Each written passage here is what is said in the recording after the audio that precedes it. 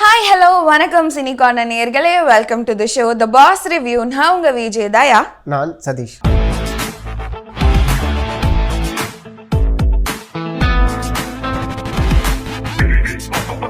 So நேற்று எபிசோடில் பேச பெருசாக எதுவும் இல்லை அப்படின்றதுனால எனக்கு ஒரு டவுட் இருக்குது. ஸோ அதை நான் வந்து கேட்குறேன், இந்த சீசனோட எவிக்ஷன் ஸ்ட்ராட்டஜி என்னன்னு எனக்கு டபுள் எவிக்ஷன் சொல்லிட்டு சிங்கிள் எவிக்ஷன் பண்ணதுனால இல்லை. ஆக்சுவலாக போன சீசனில் எல்லாமே ஒரு கண்டஸ்டன்ட் வெளில போனப்போ அன்ஃபேர் எவிக்ஷன், சனம் ஷெட்டி, தர்ஷன் ஒரு கண்டஸ்டன்ட் இருக்கும். எனக்கு பிரஜின் போனதும் சரி, பிரவீன் போனதும் சரி, எனக்கு அன்ஃபேராக தான் பட்டுச்சு. நான் எப்படி பார்க்குறேன் அப்படின்னா, எல்லாரும் ஒரு பெரிய விமர்சனத்தை முன்னெடுத்து வச்சுக்கிட்டே இருந்தாங்க. என்னென்னா, பிரஜன் வந்து விஜய் சேதுபதியோட ஃப்ரெண்டு. ஸோ அதனால் ரொம்ப ஹாஷாக இந்த ஒரு விஷயம். ஏன்னா பிரஜனுக்கும் விஜய் சேதுபதிக்குமே ஒரு வாரம் வந்து ரெண்டு பேருக்குமே ஒரு வாக்குவாதமாக மாறி. அது என்னென்னா போன வாரத்துக்கு முந்தின வாரம், ஓகேவா, அதுக்கு முந்தின வாரம்னு வச்சுக்கோங்க, ஒரு வாரம் தான் கேப்பு. இங்கே என்னென்னா, இவராட்டி அதிகம் பேச முடிய மாட்டேங்குதோ, என்னதான் சார்னாலுமே ஃப்ரெண்டுங்கிற ஒரு லிபர்ட்டியை வந்து அவர் யூஸ் பண்ணிக்கிறாரோ, ஸோ அப்படிங்கிற மாதிரியான ஒரு தாட் வந்து எல்லாருக்குமே நடந்துகிட்டு தான் இருந்துச்சு. சரி, எதுக்கு அப்படி இருக்கணும்? அதை தாண்டி உள்ள ஒரு பெரிய விஷயம் நடந்துச்சு. இஃப் இன் கேஸ் ரெண்டு பேருமே சேர்ந்து ஃபைனலில் நின்னாங்கன்னா யார் ஜெயிச்சாலுமே அது அவங்க ஃபேமிலிக்கு ஆனது, ஓகேவா. இது இருக்க தேவையில்லையே, அமுச்சு விட்ருவோம் அப்படின்னு சொல்லிட்டு அமுச்சு விட்ருக்கலாம், ஓகேவா. இதை தவிர்த்து ஆனால் எனக்கு ஒரு பெரிய கேள்வி இருக்கு. ரம்யா வந்து ஏன் காப்பாத்துறாங்க டீம்? இல்லை, காப்பாத்தலன்னு வச்சுக்க, அவங்க தலைவராக இருந்ததுனால போன வாரம் இல்லையே, டோர் ஓபன் பண்ணியும் கெட் அவுட்னு சொல்லலையே, சாரின்னு சொன்னோன்னு உட்கார தானே வச்சாங்க, வார்னிங் கொடுத்துட்டு. அதுதான் சொல்கிறேன்னு வச்சுக்க. இந்த இடத்துல வந்து மேபி இந்த வாரம் ரம்யா போகலாம், தாராளமாக போகலாம். ஏன்னா போன வாரம்லாம் விஜய் சேதுபதி ஓப்பனாக சொல்கிறேன், காசு வாங்குறீங்களாம்மா. நேற்று ரிவியூவில் கூட அதான் சொல்லியிருந்தேன், காசு வாங்குறீங்களா, காசு வாங்கிட்டு தான் நடிக்கிறீங்க, காசு வாங்கிட்டு தான் வந்திருக்கீங்க, சும்மாலாம் உங்களை வந்து இங்கே கட்டி போட்டுலாம் வைக்கல, காசுக்கு வந்திருக்கீங்க, வந்ததுக்கு வேலையை பாருங்கள் அப்படிங்கிற விஷயம் தானே வச்சுக்கேன். ஸோ அது அப்படி தான். ஆனால் நேற்று நடந்த ஒரு விஷயங்களை வந்து அரோரா ரொம்ப அரோரா ஃபஸ்ட்டு ஒரு விஷயம் சொன்னாங்க. அது தப்பாக கூட இருக்கலாம், அஃப்கோர்ஸ் அது தப்பாக தான் இருக்குன்னு வச்சுக்கேன். 10 வாரமாக வந்து நான் சமையல் கட்டுக்குள்ளே வராமலே இருந்துட்டேன். ஸோ அதனால் எனக்கு அங்கே வேணால் அலர்ஜி இருக்குது, நான் பாத்ரூம் க்ளீனிங் பண்ணுறேன் அப்படிங்கிற அந்த இடத்துல கமருதீன் வந்து ஒரு விஷயம் சொன்னாங்க. ஏன் எப்படிலாம் பண்ண முடியாது அப்படின்னு சொல்லிட்டு அந்த கேஸ் எப்படி போய் நின்றுச்சுன்னா, துஷார் போனதுக்கு நீ தான் காரணம். ஸோ இது வந்து தேவையில்லாத ஒரு விஷயம்னு வச்சுக்க. என்னென்னா, அரோரா வந்து அந்த இடத்துல ஒரு விஷயம் சொல்கிறாங்க, எங்கள் ஃப்ரெண்டாக தானே பேசுகிறீங்க, அப்புறம் ஏங்க இவ்வளோ நாள் நடிச்சுட்டு இப்படியே பேசலாம் போது இதெல்லாம். கமருதீன் வந்து எப்படின்னா, ஃப்ரெண்டாக வந்து அரோராவோட இருந்தப்போ அரோரான்னு அதேதான் சொன்னாங்க. இப்போ வந்து கண்டஸ்டண்டா நான் ஆடுறேன், நீ பார்வதி கூடயே போப்பா. எனக்கு எப்படி ஃபீல் ஆகுதுன்னா, பார்வதி வந்து அரோராவையும் கமருதீனையும் பிரிச்சுட்டாங்க. என்ன நடந்துச்சுன்னு, பார்வதியோட பிளான் ரொம்ப சக்சஸ்ஃபுல்லாக போயிட்டு இருக்கு. எப்படின்னு சொல்லவா, நேற்று எவிக்ஷன்ல பார்வதி கிடையாது, கமருதீன் தான் இருந்தாங்க. ஆக்சுவலா வந்து வியானா அண்ட் ரம்யா ரெண்டு பேருமே பார்வவை நாமினேட் பண்ணாங்க அப்படின்னு தான் எனக்கு ஃபீல் ஆச்சு. 2 ஓட் வாங்கி ஏன் அவங்கள மட்டும் லிஸ்ட்ல போடல? அடுத்து அதான் சொல்றேன்னா, இங்க வந்து 1 ஓட்டு இருக்கிறதையும் லிஸ்ட்ல போடுவாங்க ஒரு வீக்ல 2 ஓட்டு இருக்கிறத போடுவாங்க. ஒரு வீக்ல எது அதிகமா இருக்கு, ஒரு ஆக்சுவலா சொல்ல போனா 2 ஓட்டு இருந்தாலே அஃப்கோர்ஸ் அது இருக்காதா. நீ பாத்தியா 2 பேரும் நாமினேட் பண்ணதை பார்வதியை? நான் பார்க்கல. நேத்தி ரம்யா வந்து நாமினேட் பண்ணாங்க ஃபார் ஷோர். எனக்கு வியானாவும் பண்ணா மாதிரி தான் பண்ணா மாதிரி இருந்துச்சா, பண்ணாங்களா எனக்கு அது தெரியல. அப்ப அதை விட்டுரு, அதை பேசாத, ஓகேவா. நேற்று 1 hour ஷோல எங்கேயுமே அதை நாமினேட் பண்ணல. நாமினேட் தான் வேற மாதிரி நாமினேஷன் வச்சாங்களே, அதை தூக்கி விட்டேரிய நாமினேஷன் தான். பார்வதி நாமினேட் பண்ணல, ரம்யா பண்ணாங்க. எனக்கு வியானா தெரியல, ஆனா பண்ணா மாதிரி தான் இருந்தது. அதுதான் சொல்றேன், தெரியலங்கும் போது அதை பேசி நம்ம வந்து பல்ப் வாங்கிக்க கூடாது, ஓகேவா. ஸோ லாஜிக்காக பார்த்தா பார்வதி நாமினேட் ஆகல, ஓகேவா, கமருதீன் நாமினேட் ஆயிட்டாங்க. ஸோ பார்வதி வந்து ஒருத்தங்க பின்னாடி ஷேடோவா வந்து இருக்காங்க. ஸோ அவங்கள ஃப்ரண்ட் ஃபுட் வைக்கிறதுனால அவங்க எவிக்ஷன்ல வராங்க, இவங்க சேவ் ஆயிடுறாங்க. லைக் திவாகருக்கு நடந்த மாதிரி அதே தான். ஆனால் இத்தனை வாரம் பார்வதி ஃபுல்லாக வந்துட்டே தான் இருந்தாங்க, இதான் முதல் வாரம் அவங்க வராத வாரம்னு வச்சுக்க. ஸோ அந்த ஒரு விஷயம் இருக்கு. அதை தாண்டி நேற்று நடந்த பிரச்சனை எனக்கு வேற மாதிரி ஒன்று பார்க்க தோணுச்சு. என்னன்னா, ஆதிரை எதுக்கு வந்தாங்கன்னு தெரியலன்னு வினோத் சொன்னார்ல. ஆக்சுவலாக எனக்கு அதுலேயுமே ஒரு உடன்பாடு இருக்குன்னு வச்சிங்களேன். எதுக்கு வந்தீங்க ஆதிரை, நீங்கள் பேசுங்க, நீங்கள் சண்டை விடுங்க. ஆதிரை வந்து அரோராவுக்கும் கமருதீனுக்கும் சண்டை நடக்குது, ஆதிரை வந்து அப்படின்னு சொல்லிட்டு அப்படியே அது எப்படி சொல்லுது, ஸ்டார்ட் ஆகிடுச்சா, இதுதான்டா இதை தான் நான் போடணும்னு நினச்சேன், அவங்க போட்டாங்க, உள்ளே போயிட்டு ஒன்று பிடிச்சிக்கலாம். இது தேவையில்லை, இது தெரியல. ஆதிரை அரோராக்கு ஃப்ரெண்டா நிக்கிறாங்க. இப்ப அரோராக்கு சப்போர்ட்டே ஆதிரை தான் கிடையாது. கமருதீன் பிரச்சனை வளர்க்கறதுனால ஆதிரை அரோராக்கு சப்போர்ட்டா நிக்கிறாங்க. அதர்வைஸ் வந்து ஒண்ணுமே கிடையாது. அதை தாண்டி நேற்று நடந்த வேற பிரச்சனைகள்னு பார்த்தா வேற எதுவுமே கிடையாது. இந்த பிரச்சனை இது தான் நடந்தது. அப்புறம் திவ்யா அண்ட் சாண்ட்ரா இருங்க அந்த மேட்ரு ஒன்று இருக்குது. நைட்டு வந்து அந்த திவ்யா எனக்கு தெரிஞ்சு ரொம்ப எதுவுமே ஹார்ஷாலாம் கேட்கவே இல்லை. ரொம்ப காமனாக ஒரு விஷயம் பண்ணாங்க. அதுக்கு சாண்ட்ரா ஒரு விஷயம் பண்ணாங்க. ஆனா என்ன ஆயிடுச்சுன்னா சும்மா திவ்யாவை கத்துறாங்க, திவ்யா பொறுத்து போறாங்க. ஏன்னு கேளு, பிரஜன் வந்து திவ்யா சாப்பிடல அப்படிங்கிற மாதிரி திவ்யாவையே அதிகமாக கேர் எடுத்துட்டு இருக்க ஆரம்பிச்சாங்க. அது சாண்ட்ரா ஒரு வேர்டு ஒன்று சொல்கிறாங்க. அது எப்படி போய் நிற்கிதுன்னா, நான் அவளுக்கு வெளில போகணும், அது வேற மாதிரி ஒரு போர்ட்ரேட் ஆகுது. ஓகேவா? அது ரொம்ப தப்பான ஒரு விஷயம். ஆனால் இதையுமே பார்வதி வந்து எப்படி ஏற்றி விடுதுன்னு வச்சிங்களேன். நீங்க 2 பேரும் திவ்யாவை வந்து கொஞ்சம் மேலே எடுத்து வச்சு தான் பார்த்தீங்க. ஆனா அவங்க வந்து எனக்கு தெரியல. ஏம்மா கிழவி நடிப்பு நடிக்காதீங்கம்மா, கடுப்பாகுது. திவ்யா வந்து சாண்ட்ராக்கா பிரஜின் அண்ணான்னு யார் கூட உள்ள வந்தோமோ அவங்க 2 பேர் கூட தான் இருந்து குரூப்பிசம் அவங்க பண்ணாம, இவங்க 2 பேருக்கு இருந்தாலும் ஃபேவரட்டிசம் பண்ணாம ஒரு இண்டிவிஜுவல் கேம் திவ்யா விளையாடிட்டு இருக்காங்க. சோ பிரஜின் அண்ணாக்கு அவங்களுக்கு அந்த மேல் சப்போர்ட் அப்படின்றதுனால, அந்த அட்ராக்ஷன் இருக்கிறதுனால, அதை தாண்டி நம்மளுக்கே ஒரு விஷயம் இருக்குன்னு வச்சுக்க. என்னன்னா நம்ம 3 பேர் சேர்ந்து போறோம் அப்படிங்கும் போது அந்த இடத்துல ஒரு பொண்ணு அஃபண்ட் ஆகுதோ ஏதோ ஒன்னா, அப்ப அங்க இருக்கக்கூடிய ஒரு பர்சன் போய் கேட்கறது ஒன்றும் தப்புலாம் கிடையாது. அதே மாதிரி சாண்ட்ரா சோகமா இருந்த ஒரு டைமுமே எங்க அப்பா இறந்ததுன்னு திவ்யா கிட்ட வந்து பேன்னு கத்துனாங்க. நேத்துமே திவ்யா இதை எடுத்து வைக்க அவங்க டென்ஷனா இருக்காங்க, அவங்க காம் டவுன் பண்ணதான் வந்தாங்க திவ்யா. ஆனா என்ன பண்ணி என்ன சொல்றது ஆறுதல்னு தெரியல. சரி அதுல வேற ஒண்ணு சொல்றாங்க, நீ என்ன பண்ண நான் சொல்லணுமா, என்ன பண்ண என்ன எனக்கு புரியல, உனக்கு நான் வெளியே போகணுமா என்ன எனக்கு புரியவே இல்லை. சாண்ட்ரா நீங்க ரொம்ப ஒரு பேடான அலோகேஷனை இலைமறை காய்மறையா சொல்றீங்க. ரொம்ப தப்பு அது. இது வேற மாதிரி ஒரு கேள்வி கேட்க தோணுது. அப்போ உங்க புருஷன் மேல உங்களுக்கு நம்பிக்கை இல்லையான்னு கேட்க தோணுது.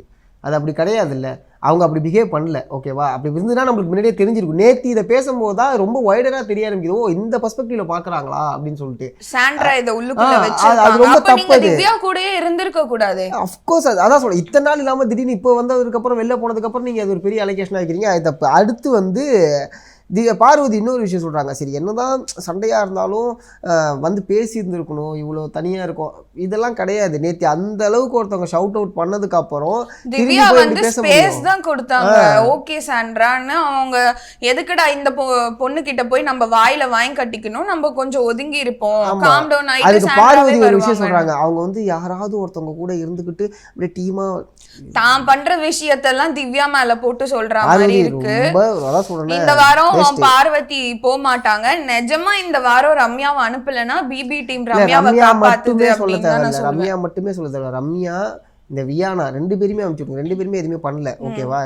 பாக்கி இருக்கவங்க கூட ஓரளவுக்கு ஓகே அப்படி இப்படின்னு ஏதோ ஒன்று பண்றாங்க. ரம்யாவும் வியானாவும் எதுவும் பண்ணல. அண்ட் எஃப்ஜி ஆல்சோ இந்த லாஸ்ட் வீக்ல எதுவும் பெருசா பண்ண. இந்த 3 பேர் தான் ஆக்சுவலா டவுன்ல இருப்பாங்கன்னு நான் நினைக்கிறேன். ஸோ இந்த 3 பேர்ல யாராவது போவாங்களா இந்த வாரம்? அந்த டபுள் எவிக்ஷனா? ஏன்னா அடுத்த வாரம் ஃபேமிலி ரவுண்ட் வர 10 வாரம் வரைக்கும் நம்ம ஷோவை பார்த்துட்டோமாடா அப்படின்ற மாதிரி எனக்கு ஒரு பெருமிதமா இருக்கு. தெரியல எனக்கு. ஓகே, கேப்டன்சி டாஸ்க்கு வந்து வருவோம். உண்மையாக சொல்ல போனா இதுக்கு முன்னாடி வந்து சாம்ராஜ்யம் டாஸ்க் வந்து ஒரு மாதிரி கொஞ்சம் ஜாலியாக இருந்துச்சுல, அதே மாதிரி நேத்தி கேப்டன்சி டாஸ்க் உண்மையாவே ஜாலியாக இருந்துச்சு. ஆதிரையும் ஸ்போர்ட்டிவாக எடுத்துட்டாங்க. அந்த இடத்துல பார்வதி இருந்தால் அது பெரிய விஷயமா இருந்துச்சு. ஆதிரை ஆனா மரம் ஏறுற மாதிரி மேல ரொம்ப ஸ்போர்ட்டிவாக எடுத்துட்டாங்க. ஒரு பக்கம் ஆதிரை ஒரு பக்கம் அரோரா. இப்படி கூட பார்க்கலாமே. நான் சொன்னேன் நேத்தி சொல்லியிருந்தேன், பார்வதி இல்லாத பிக் பாஸ் வீடு அப்படின்னு சொல்லிட்டு ஒரு மாதிரி நல்ல அழகா போட்டிருந்தாங்க. நேத்தி பார்வதி இல்லாத கேம் டாஸ்க் வந்து எவ்வளோ சூப்பராக இருந்துச்சுன்னா, அங்கே இடிச்சுக்கிட்டாங்க. எனக்கு அரோரா பண்ணது திவ்யா பண்ணலாம் பார்க்கும்போது செம்ம ஜாலி. திவ்யா என்னன்னா எடுத்துட்டு அப்படியே ஓடினாங்க. அது மாதிரி பண்ணது அவ்வளோ ஜாலியாக இருந்துச்சு. ஏங்க பார்கவு கனிக்கெல்லாம் அவ்வளோ இது தெரியுமா, கனியெல்லாம் பிடிச்சி தூக்கி விட்டு அங்கே யாருமே அஃபண்ட் ஆகலை. சபரி இத்தனைக்கும் சபரி ஃபர்ஸ்ட் பெஞ்ச் ஸ்டூடெண்ட் மாதிரி நீங்களும் பண்ண ஆரம்பிக்காதீங்க. என்னன்னா சபரி வந்து ஜென்டில்மேன் கேம் விளையாடுற விக்கல் சொல்லிட்டாரு, டேய் நாங்கள் பேசி தாண்டா பண்ணுறோம் உட்ரா அப்படின்ட்டாரு. ஆனா ஓகே, அவர் நடுநிலை ஜட்ஜா அவர் மட்டும்தான் அங்க இருக்காருன்றப்ப இது வந்து கை கலப்பு வரும்போது சபரி காஷியஸா இருந்தாங்க. அவங்களே வந்து எந்த அளவுக்கு அதை என்ஜாய் பண்றாங்கன்னு இருக்குல்ல, உள்ள இருக்கவங்களே தள்ளி விடும்போது சிரிச்சுக்கிறாங்க. இன்னொன்னு வந்து பிடிச்சது என்னன்னா, விக்கல்ஸ் மேல ஒரு பக்கம் ஆதிரை மரம் மேல ஏறுற மாதிரி ஏறினது, அரோரா இந்த பக்கம் வந்து ஏறினது. ஆனா டொம்முன்னு ஆதிரைய கீழே போட்டது மண்டையில நங்குன்னு ஒரு அடி. இதே கீழலாம் போடல, அது தவறி வதறினாரு அவரு. ஆமா, பின்ன நீங்க தொங்கிட்டு இருப்பீங்க, புடிச்சிட்டு நிக்கணுமா? நீங்க ஏன் ஏறினீங்க? இது ஆனா ஆதிரை சண்டையே போடல. அதுதான் சொல்றேன், வலிக்குதுன்னு அந்த பொண்ணு ஃபிளாட் ஆயிடுச்சு. அதுதான் ஸ்போர்ட்ஸ்மேன்ஷிப். இந்த கேம் இப்படிதான் இருக்கும். கண்ணை கட்டியாச்சு, என்ன இருக்கு ஏது இருக்குன்னு தெரியாது. நீங்க செவுத்துல போய் முட்டினாலும் முட்டுறதுதான். ஸோ அந்த விஷயத்துல வந்து நேத்தி இந்த இந்த இந்த இதெல்லாம் இல்லாம ரொம்ப அழகா அந்த கேப்டன்சி டாஸ்க் நடந்துச்சு. ஆக்சுவலா நான் வெயிட் பண்றேன், பார்கவ் எப்படி இந்த வாரத்தை தாக்கு பிடிக்க போறாரு. பார்கவ் வந்து எனக்கு கிளியரா ஸ்டேட்மெண்ட்ஸ் வைக்காத மாதிரி இருக்கு. ஏன்னா ஒரு மாதிரி தழுவியே வைக்கிற மாதிரி இருக்கு. ஸோ கேப்டன்ல கொஞ்சம் கிளியரா அவங்க வந்து பேசலாம். அண்ட் இந்த சீசன் ஏன் லக்ஸரி பட்ஜெட் டாஸ்க் வைக்க மாட்டேங்கிறீங்க? ஓகே, பிபி அண்ட் எக்ஸ்க்ளூசிவ்னு இருந்த வரைக்கும் கொடுத்தீங்க, என்ன நல்லா இருந்துச்சு. நீ லக்ஸரி கொடுத்துறாங்க.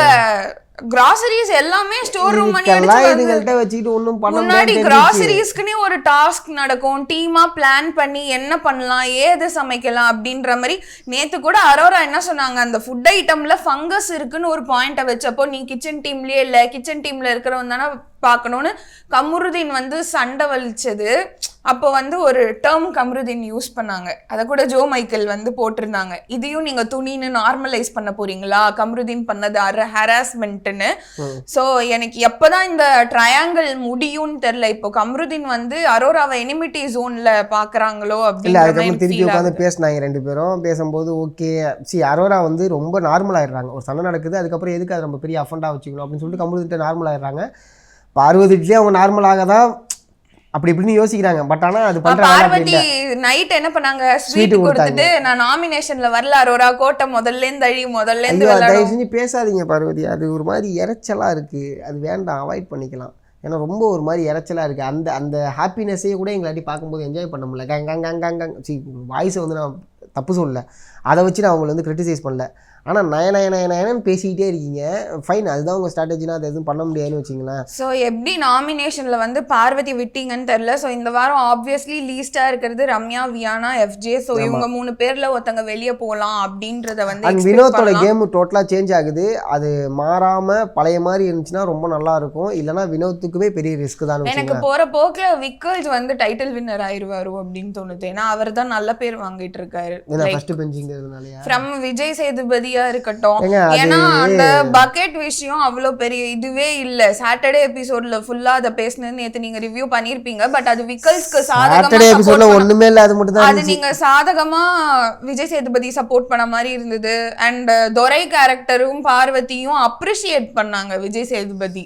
ஆக்சுவலா நல்லா பண்ணீங்கன்னு தெரில எனக்கு. ஸோ விக்கல்ஸ் வந்து கொஞ்சம் அப்படி போறதுனால போற போக்குல இவர் ஆயிடுவாரோ. ஏன்னா கண்டஸ்டன்ட்டுமே யார் இங்க நிப்பான்றப்போ விக்கல்ஸ் தான் சொன்னாங்க. எனக்கு வந்து கமருதீன் டைட்டில் வின்னர் ஆவாருன்னு தோணுது சீரியஸா. அந்த ஆள்கிட்ட அந்த கேப்பபிள் இருக்கு. என்னன்னா இந்த ஜீவராசியை விட்டு நவுந்துட்டாருன்னு வச்சுக்க. ஏன்னா நேற்று அரோராட்ட சண்டை போடும்போது கூட அவரு ஓகே சண்டைலாம் போட்டார், அதெல்லாம் இல்லைன்னு சொல்ல வேர்ட்ஸ்லாம் யூஸ் பண்ணார். ஆனால் நான் ஓகே இப்போ நான் ஃப்ரெண்டு கிடையாது, கண்டஸ்டன்ட் தானே. ஆமாம், நான் கண்டஸ்டண்டாக நான் அந்த விஷயத்த சொல்கிறேன், நீ கிளம்பு அப்படின்ட்டார். ஒரே வார்த்தையை முடிச்சிட்டாரு. கண்டஸ்டண்டாக நான் விமர்சனப்படுத்தலாம், உனக்கு ஃப்ரெண்டாக தானே பண்ணக்கூடாது, கண்டஸ்டண்டாக நான் விமர்சனப்படுத்துகிறேன். ஸோ அந்த ஒரு ஆங்கிள் வந்து எனக்கு ஓகேவாக இருந்துச்சு. அதை தாண்டி இந்த சீசனை பொறுத்த வரைக்கும் இவங்க தான் வின்னர், அவங்க தான் வின்னர்னு பெருசாக நம்மளாட்டி கேரண்டியடாக யாரையுமே சொல்ல முடியாது. ஏன்னா எல்லாமே வந்து பார்த்தோன்னு வச்சுக்க ஒரு இடத்துல ஒரு இதுவாக தான் இருக்குது. பெருசாக இதை என்ஜாய் பண்ணுற மாதிரிலாம் கரெக்ட். ஆனால் விக்கல்ஸ் வந்து டாஸ்க் நல்லா பண்ணுறாரு, அப்ரிசியேஷன் வாங்குறாரு. அண்ட் தன்னால் என்ன முடியுமோ இப்போ கோ கண்டஸ்டன்ஸுமே யார் ஸ்ட்ராங் அப்படின்னு ஒரு பாயிண்ட் வரும்போது விக்கல்ஸை சொல்கிறாங்க, விக்கல்ஸ் நிற்பாங்கன்னு. ஸோ போகிற போக்கில் விக்கல்ஸ் ஆவாரோன்னு. கமருதீனுக்கு வந்து கேப்பபிலிட்டி இருக்கு, ஆனா அவர் நான் ஒத்துக்க மாட்டேன். ஏன்னா அவர் என்ன மாதிரி கேம் ப்ளே பண்ணாங்கன்னு எனக்கு அவசியமே கிடையாது. அந்த ஜர்னி என்ன மாதிரி அவசியமே கிடையாது. இல்லங்க, நம்ம என்ன மாதிரி ஒரு ஜர்னி ஆடிட்டு அங்க நிக்கிறோம், அங்க டைட்டில் வாங்குறோம்னு ஒரு விஷயம் இருக்குல்ல. அந்த மாதிரி அப்படிதான் பண்ணாரா? அதெல்லாம் எவ்வளவு விமர்சனம் இருந்துச்சு. அதை எதாவது பண்ண முடியும்? அதெல்லாம் ஒண்ணுமே இல்லை. இவங்கள்ட்ட ஒண்ணு இருக்கும், அவங்க தான் அங்க டைட்டில் வின்னர் ஆவாங்களே. ஓகேவா? ஏன்னா அசீம்கெல்லாம் எந்த அளவுக்கு விமர்சனம் வந்து உச்சகட்டத்துல வந்துச்சு. அண்ட் இன்னொரு விஷயம் நான் பேசணும்னு நினைச்சேன். அந்த எவிக்ஷன் லிஸ்ட் ஒண்ணு வெளியே வந்ததுல, ரம்யா போவாங்க பிக் பாஸ், அவனை கண்டுபிடி, அவனை தான் கண்டுபிடிக்கணும். ஏன்னா அது வந்து என்னைக்கு வந்துச்சோ அதுக்கு அடுத்த வாரத்துல டோட்டலா ஃபுல்லா சேஞ்ச் ஆயிடுச்சு. அதனாலதான் பிரவீன் போனாங்கன்னு நான் நினைக்கிறேன். அந்த எவிக்ஷன் லிஸ்ட் ரம்யா போக கூடாது, இவங்க ஸ்கிரிப்டட்னு நினைச்சிருவாங்களோ. இனி வரைக்கும் ரம்யாவை வச்சு விட்டுட்டு இருக்கீங்க. இந்த வாரமாவது ரம்யா போவாங்களா இல்லையா அப்படின்றத வந்து பார்ப்போம். ஏன்னா ரம்யா லிட்டரலா ஒண்ணுமே பண்ணல கண்டென்ட்டுக்கு. I have nothing to say இதுக்கு மேல. ஸோ தலையா என்ன போகுது அண்ட் இன்னைக்கு என்ன டாஸ்க் ஆரம்பிக்கும்? ஸோ இந்த வாரத்துக்கான இன்னைக்கு வந்து இந்த டாஸ்க்கு இப்போ என்ன வழக்காடும் டாஸ்க்கு. ஸோ ஒவ்வொரு வழக்கு எடுத்து வந்து சொல்லுவாங்க, அந்த வழக்கு கரெக்டாக இருந்துச்சு அப்படின்னா அதை வந்து வழக்கு எடுத்து பேச ஆரம்பிப்பாங்க. அதுதான் இன்றைக்கான டாஸ்க்கு. ஸோ அது எப்படி இருக்குது, ஏன்னா ஆல்ரெடி பார்வதி ஒரு வழக்கை தூக்கி வச்சுட்டாங்க. சபரி ரொம்ப அன்ஃபேராக விளையாடும் போது கனி நீங்கள் வந்து ரொம்ப கம்மியாக இருந்தீங்க, ரொம்ப அக்ரெசிவாக விளாண்டாங்க, நீங்கள் எதுவுமே பேசவே இல்லை, இந்த வழக்கை நான் முன்னெடுத்து வைக்கிறேன் அப்படிங்கிற மாதிரி சொல்லியிருக்காங்க. அது ஓகேவா இருந்துச்சுன்னா அந்த வழக்கு எடுத்து பேச ஆரம்பிப்பாங்க. ஸோ இதுதான் இன்னைக்கான டாஸ்க். அது எப்படி இருக்குது அப்படிங்கிறத நம்ம நாளைக்கு பார்ப்போம். ஏன்னா அடுத்த வாரம் ஃப்ரீஸ் ரிலீஸ் டாஸ்க் வந்துடும் அப்படின்னு நான் வந்துட்டு நினைக்கிறேன், 11th வீக் இல்லையா? ஸோ பொறுத்திருந்து பார்ப்போம். ஸோ பிக் பாஸ் சீசனை நீங்கள் வந்து என்ஜாய் பண்ணுறீங்கன்னா மறக்காம கமெண்ட் செக்ஷனில் போஸ்ட் பண்ணுங்க. இதே மாதிரி பிக் பாஸ் ரிவ்யூஸில் பார்க்கணும்னா tune into the show the boss review. நான் உங்கள் விஜய் தயா. நான் சதீஷ்.